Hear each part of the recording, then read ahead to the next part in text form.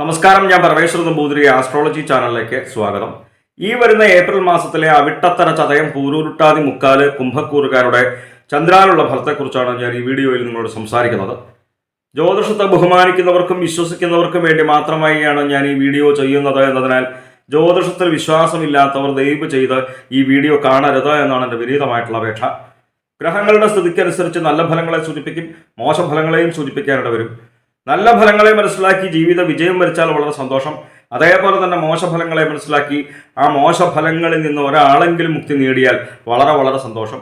എന്തായാലും ഈ വരുന്ന ഏപ്രിൽ മാസത്തിൽ 14-ാം തീയതി വരെ കുംഭക്കൂറുകാർക്ക് 2-ലാണ് സൂര്യൻ നിൽക്കുന്നത്. അതിനുശേഷം 3-ലേക്ക് വരും. 14-ാം തീയതി വരെ 2-ൽ നിൽക്കുന്ന സൂര്യനെ കൊണ്ട് അത്ര നല്ല ഫലത്തെ അല്ല സൂചിപ്പിക്കുന്നത്. പ്രത്യേകിച്ചും ധനപരമായിട്ടുള്ള കാര്യങ്ങൾ ചിന്തിക്കുന്ന ഭാവമാണ് 2-ാം ഭാവം.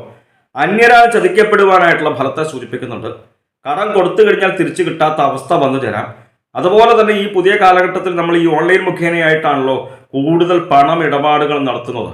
ഓൺലൈനായിട്ട് ധനപരമായിട്ടുള്ള കാര്യങ്ങൾ കൈകാര്യം ചെയ്യുമ്പോൾ പ്രത്യേകിച്ച് ശ്രദ്ധിക്കുക. നമുക്ക് പരിചിതമല്ലാത്ത ആൾക്കാർ ഓരോ ലിങ്കൊക്കെ നമ്മളുടെ മൊബൈലിലേക്ക് അയച്ചു തന്ന് അതൊക്കെ ഓപ്പൺ ചെയ്യുവാനായിട്ട് നിർബന്ധിച്ചാൽ അതൊന്നും ഒരു കാരണവശാലും ചെയ്യരുത്. ചെയ്തു കഴിഞ്ഞാൽ നമ്മൾ നമ്മളുടേതെന്ന് കരുതപ്പെടുന്നതായിട്ടുള്ള മൊബൈൽ ഫോണിന്റെ ഉപയോഗം പിന്നെ അവരുടെ കയ്യിലേക്ക് എത്തപ്പെടും. അപ്പോൾ നമ്മളുടെ ധനവും അതേപോലെ തന്നെ വിശേഷപ്പെട്ടതായിട്ടുള്ള രേഖകളും, അതായത് മൊബൈലിൽ സൂക്ഷിച്ചതായിട്ടുള്ള രേഖകളൊക്കെ അവരുടെ കയ്യിലേക്ക് എത്തപ്പെടുവാനായിട്ടുള്ള സൂചനയുണ്ട്. അതുകൊണ്ട് തന്നെ കുംഭക്കൂറുകാർ ഈ കാര്യം പ്രത്യേകിച്ച് ശ്രദ്ധിക്കുക. ഏപ്രിൽ 14-ാം തീയതിക്ക് ശേഷം 3-ലേക്ക് വരുന്ന സൂര്യൻ വളരെ നല്ല ഫലത്തെയാണ് സൂചിപ്പിക്കുന്നത്. നമുക്ക് എല്ലാവർക്കും ഇഷ്ടമുള്ളതായിട്ടുള്ള ഒരു ഫലമാണ്. നമ്മൾ അനുഭവിച്ചു കൊണ്ടിരിക്കുന്നതായിട്ടുള്ള പലവിധ ദുഃഖ ദുരിതങ്ങളിൽ നിന്നുമൊക്കെ മോചനം വന്നു ചേരുന്ന ഒരു കാലയളവിനെ സൂചിപ്പിക്കുന്നു.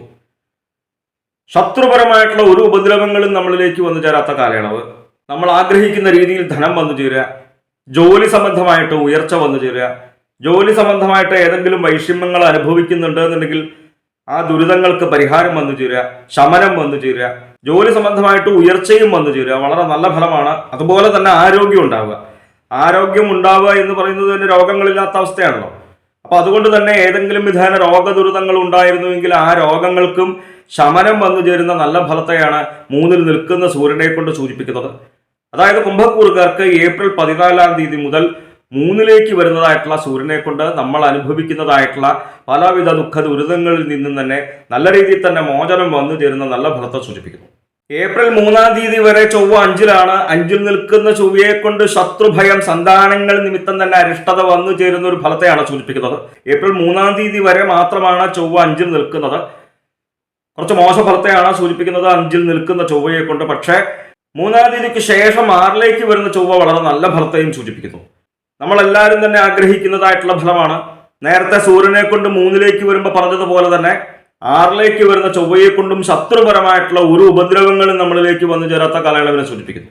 പ്രത്യേകിച്ചും എടുത്തു പറയേണ്ടതായിട്ടുള്ള മറ്റൊരു ഫലം, ഈ ഭൂമി സംബന്ധമായിട്ടുള്ള കാര്യങ്ങൾ ചിന്തിക്കുന്നത് ചൊവ്വയെ കൊണ്ടാണ്. അപ്പൊ അതുകൊണ്ട് തന്നെ ഭൂമി സംബന്ധമായിട്ട് തർക്കങ്ങൾ, വ്യവഹാരങ്ങളൊക്കെ ഉണ്ടായിരുന്നുവെങ്കിൽ അതിനെല്ലാം ഒരു പരിധിവരെ പരിഹാരം വന്നു ചേരുക. ഇഷ്ടപ്പെട്ട ഭൂമി നമ്മളുടെ കൈവശം വന്നു ചേരുക. ഭൂമിയിൽ കൃഷി ചെയ്യുന്നവർക്ക് വളരെ നല്ല രീതിയിൽ തന്നെ ധനലാഭം ഉണ്ടാവുക, കൃഷി ലാഭം ഉണ്ടാവുക. 3-ാം തീയതിക്ക് ശേഷം ചൊവ്വ 6-ലേക്ക് വരുന്നത് കുംഭക്കൂറുകാർക്ക് നല്ല ഫലത്തെ സൂചിപ്പിക്കുന്നു. അതുപോലെ തന്നെ ബുധൻ 2-ലാണ്. 2-ൽ നിൽക്കുന്ന ബുധനും വളരെ നല്ല ഫലത്തെയാണ് സൂചിപ്പിക്കുന്നത്. നമ്മളുടെ വാക്കുകൾക്ക് ശോഭ ഉണ്ടാവുക, നമ്മളുടെ വാക്കുകളെ മറ്റുള്ളവർക്ക് ഇഷ്ടപ്പെടുക, നല്ല രീതിയിൽ തന്നെ ധനം വന്നു ചേരുക, കുടുംബ സുഖം അനുഭവേദ്യമായിട്ട് വരിക. പ്രത്യേകിച്ചും എടുത്തു പറയേണ്ടതായിട്ടുള്ള ഫലം, വിദ്യാപരമായിട്ടുള്ള കാര്യങ്ങൾ ചിന്തിക്കുന്നത് ഒരു പരിധിവരെ ബുധനെ കൊണ്ടായതുകൊണ്ട് തന്നെ 2-ാം ഭാവം കൊണ്ടും ചിന്തിക്കും, ബുധനെ കൊണ്ടും ചിന്തിക്കും. അപ്പൊ ബുധനെ കൊണ്ട് ചിന്തിക്കുമ്പോൾ 2-ൽ നിൽക്കുന്ന ബുധനെ കൊണ്ട് വിദ്യാർത്ഥികൾ പരീക്ഷയൊക്കെ എഴുതുമ്പോൾ വളരെ നല്ല രീതിയിൽ തന്നെ ഉന്നത വിജയം വന്നു ചേരുക. അതേപോലെ തന്നെ ജോലിക്ക് വേണ്ടിയിട്ട് ഉദ്യോഗാർത്ഥികൾ പങ്കെടുക്കുമ്പോൾ വളരെ നല്ല രീതിയിൽ തന്നെ ഇന്റർവ്യൂവിൽ പങ്കെടുക്കുമ്പോഴേ വളരെ നല്ല രീതിയിൽ തന്നെ ശോഭിക്കുവാനായിട്ടുള്ള നല്ല ഫലത്തെയാണ് 2-ൽ നിൽക്കുന്ന ബുധനെ കൊണ്ട് സൂചിപ്പിക്കുന്നത്. 4-ൽ നിൽക്കുന്ന വ്യാഴം അത്ര നല്ല ഫലത്തെ അല്ല സൂചിപ്പിക്കുന്നത്. ഓരോ ഗ്രഹങ്ങൾ ഓരോ രാശിയിൽ നിൽക്കുമ്പോൾ പരസ്പര വൈരുദ്ധ്യങ്ങളായിട്ടുള്ള ഫലങ്ങൾ നമുക്ക് ജ്യോതിഷത്തിൽ ഉടനീളം കാണുവാനായിട്ട് സാധിക്കും. കുറച്ചു കാലമായിട്ട് തന്നെ 4-ലാണ് വ്യാഴം. ഒരേയിടത്തും ഒരു സുഖമില്ലാത്ത അവസ്ഥ വന്നു ചേരാം. അതേപോലെ തന്നെ ബന്ധുജനങ്ങളിൽ നിന്ന് തന്നെ അരിഷ്ടത വന്നു ചേരുന്ന ഒരു ഫലത്തെ സൂചിപ്പിക്കുന്നു. അപ്പൊ ഈ ദുരിതങ്ങളെ ഇല്ലാതാക്കുവാൻ വേണ്ടിയിട്ട് പ്രത്യേകിച്ച് ഗുരുവായൂരപ്പനെയാണ് മനസ്സിരുത്തി ആരാധിക്കേണ്ടത്.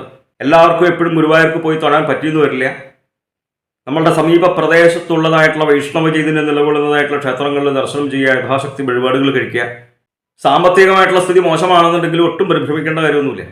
മനസ്സിരുത്തി തൊഴുതു കഴിഞ്ഞാൽ തന്നെ ഈ മോശഫലങ്ങളെ നമുക്ക് ഇല്ലാതാക്കുവാൻ, കുറയ്ക്കുവാനായിട്ട് സാധിക്കും. വിദേശത്ത് താമസിക്കുന്നവർക്ക് ക്ഷേത്രത്തിൽ പോയി തൊഴാനൊന്നും പറ്റിയെന്ന് വരില്ല. പക്ഷെ നമുക്ക് കുടുംബത്തിലിരുന്ന് നാമം ജപിക്കാം അല്ലേ? നമ്മുടെ വാസസ്ഥലത്തിരുന്ന് നാമം ജപിക്കാം അല്ലേ? ഇപ്പൊ രാവിലെ ആയിക്കോട്ടെ, വൈകുന്നേരം ആയിക്കോട്ടെ, ശാരീരിക ശുദ്ധിയുള്ള സമയത്ത് കുറച്ച് സമയം നാമം ജപിക്കുവാനായിട്ട് സമയം കണ്ടെത്തുക. നാരായണ എന്നുള്ള നാമം ജപിക്കുക. അപ്പൊ ഈ മോശഫലങ്ങളെ നമുക്ക് ഇല്ലാതാക്കുവാൻ, കുറയ്ക്കുവാനായിട്ട് സാധിക്കും. നാമസങ്കീർത്തനം വിസ്യ സർവ്വപാപത്ര നാശനം എന്നാണ് പറയുന്നത്. ഈ കലികാലത്ത് നമ്മളിലേക്ക് വന്നു ചേരുന്നതായിട്ടുള്ള ആ ദുഃഖ ദുരിതങ്ങളെ ഇല്ലാതാക്കാൻ വേണ്ടിയിട്ട് ഏറ്റവും ലളിതമായിട്ടുള്ള ഉപായം നാമജപമാണ്. നാമജപത്തിന്റെ പ്രാധാന്യം അത്രയേറെ ഉണ്ടെന്നർത്ഥം.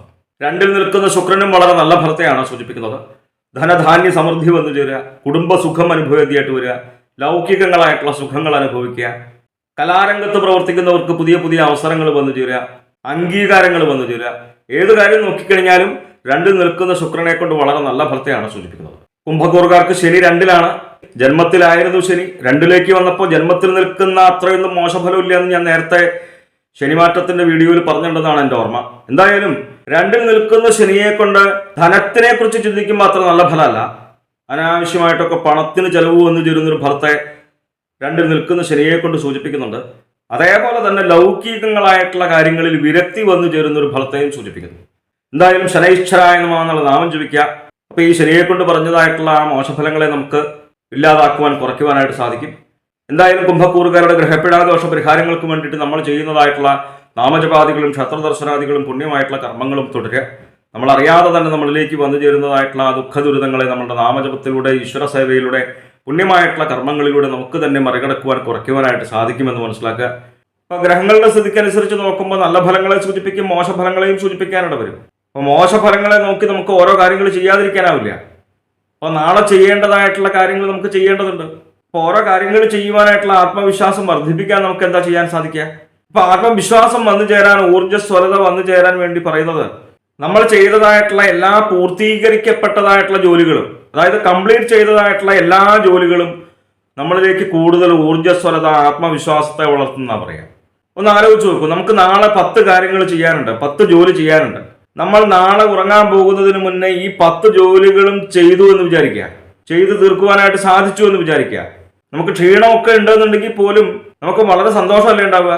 പിറ്റേ ദിവസത്തേക്ക് ഓരോ കാര്യങ്ങൾ ചെയ്യുവാനായിട്ടുള്ള ഊർജ്ജസ്വലത, ആത്മവിശ്വാസം വർദ്ധിക്കുകയല്ലേ നമുക്ക് ചെയ്യുന്നത്. നേരെ തിരിച്ചോ, നമുക്ക് നാളെ 10 കാര്യങ്ങൾ ചെയ്യാനുണ്ട്, അതിൽ 3 കാര്യങ്ങളെ ചെയ്യാൻ സാധിച്ചുള്ളൂ എന്നുണ്ടെങ്കിൽ നമുക്ക് ഉറങ്ങാൻ പോകുമ്പോൾ ആകെ അസ്വസ്ഥതയല്ലേ ഉണ്ടാവുക. അത് ചെയ്തില്ലല്ലോ, അത് ചെയ്തില്ലല്ലോ, ആ ജോലി ചെയ്യാൻ സാധിച്ചില്ലല്ലോ, ഇനിയിപ്പോൾ എന്താ ചെയ്യുക, നാളെ ചെയ്യേണ്ടി വരുമല്ലോ, നാളെ വേറെ കാര്യങ്ങളും കൂടി ചെയ്യാനുണ്ട്, മറ്റന്നാൾ വേറെ കാര്യങ്ങളും കൂടി ചെയ്യാനുണ്ട്. അപ്പൊ എന്തായാലും നമ്മൾ പൂർത്തീകരിക്കപ്പെട്ടതായിട്ടുള്ള ജോലി നമുക്ക് ക്ഷീണമൊക്കെ ഉണ്ടാക്കുമെങ്കിൽ പോലും നമുക്ക് വീണ്ടും വരുന്ന ദിവസങ്ങളിലേക്ക് ഓരോ കാര്യങ്ങൾ ചെയ്യുവാനായിട്ടുള്ള ആത്മവിശ്വാസത്തെ വർദ്ധിപ്പിക്കുക ചെയ്യാം. യാതൊരു സംശയമില്ല അല്ലെ? ഒന്ന് ആലോചിച്ച് നോക്കൂ. അപ്പൊ എന്നെ ശ്രദ്ധിക്കുന്നവർ എന്തായാലും പ്രത്യേകിച്ച് ഒരു കാര്യം ശ്രദ്ധിക്കുക. നമ്മൾ അന്നന്ന് ചെയ്തു തീർക്കുന്നതായിട്ടുള്ള ജോലിയെല്ലാം വളരെ ആത്മാർത്ഥതയോട് കൂടിയിട്ട് ചെയ്യുവാനായിട്ട് ശ്രമിക്കുക. അങ്ങനെ ആത്മാർത്ഥതയോട് കൂടി ചെയ്തു കഴിഞ്ഞാൽ നമുക്ക് നല്ല ഫലം വന്നു ചേരും. നല്ല ഫലം നമുക്ക് വന്നു ചേർന്ന് കഴിഞ്ഞാൽ വീണ്ടും വീണ്ടും ആത്മവിശ്വാസം ഉയർത്തും, നമുക്ക് ഊർജ്ജസ്വലത വന്നു ചേരും. നമുക്ക് എല്ലാവർക്കും ഊർജ്ജസ്വലതയാണ് വേണ്ടത്, ആത്മവിശ്വാസമാണ് വേണ്ടത്. ആ ആത്മവിശ്വാസത്തിലൂടെ തന്നെ നമുക്ക് ജീവിത വിജയം വരിക്കുവാനായിട്ട് സാധിക്കും. നമ്മളെല്ലാവരും ജീവിതത്തിൽ വിജയിക്കുവാനായിട്ടാണ് ആഗ്രഹിക്കുന്നത്. ആരും പരാജയപ്പെടാനായിട്ട് ആരും ആഗ്രഹിക്കില്ല. അപ്പൊ എത്ര കൂടുതൽ ജോലി ചെയ്തു കഴിഞ്ഞാൽ പോലും നമുക്ക് ക്ഷീണമല്ല, ആത്മവിശ്വാസമാണ് വരുന്നത് അല്ലേ? അപ്പോൾ എന്നെ കേട്ടിരിക്കുന്ന എല്ലാവർക്കും ആത്മവിശ്വാസം ഉണ്ടാവട്ടെ, ഊർജ്ജസ്വലത വന്നു ചേരട്ടെ, എല്ലാ ഈശ്വരന്മാരുടെയും അനുഗ്രഹവും വന്നു ചേരട്ടെ. എന്തായാലും അന്നന്ന് ചെയ്തു തീർക്കേണ്ടതായിട്ടുള്ള കൃത്യമായിട്ടുള്ള ജോലികൾ വളരെ ആത്മാർത്ഥതയോട് കൂടിയിട്ട് ചെയ്യുവാനായിട്ട് ശ്രമിക്കുക. ജ്യോതിഷ സംബന്ധമായ സംശയ നിവാരണങ്ങൾക്കായി നിങ്ങൾക്ക് എന്നെ 628 220 18 72 എന്ന നമ്പറിൽ വിളിക്കാം.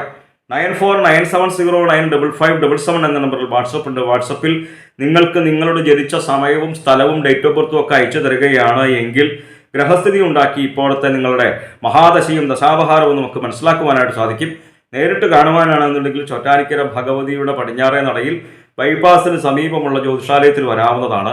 628 220 18 72 എന്ന നമ്പറിൽ മാത്രം വിളിക്കുവാനായിട്ട് ശ്രമിക്കുക. നന്ദി, നമസ്കാരം.